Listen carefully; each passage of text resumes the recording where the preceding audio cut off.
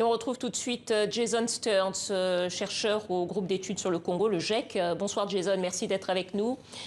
Alors, l'état de siège a été installé il y a 3 mois dans le Nord Kivu. Pourtant, les massacres n'ont pas diminué. Comment est-ce que vous expliquez ça?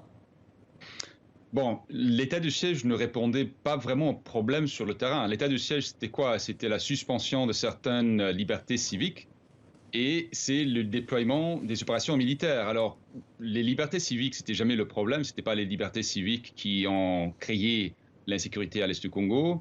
Et par surprise, on n'a pas vraiment constaté des grandes opérations militaires sur le terrain. Donc, je pense que l'état de siège n'était jamais une stratégie globale pour faire face aux problèmes qui sont derrière les dynamiques de conflit. On ne voit pas vraiment une stratégie politique ni une stratégie sociale, humanitaire. C'est seulement les opérations militaires, c'est seulement le remplacement avec les autorités civiles avec les autorités militaires. Donc, je pense qu'il faut revoir cette stratégie pour comprendre comment on peut faire face à toute la complexité de la violence à l'est du Congo. Alors justement, en parlant de cette complexité, dans votre dernier rapport, vous affirmez aussi que la lutte contre l'épidémie d'Ebola est devenue une partie du conflit dans l'est du pays. Pourquoi? Comment d'ailleurs? Donc, Ebola a éclaté entre 2018 et 2020, a tué plus de 2000 personnes à l'est du Congo. Et pour faire face à cette épidémie, il y avait une riposte humanitaire, le gouvernement congolais avec des partenaires internationaux.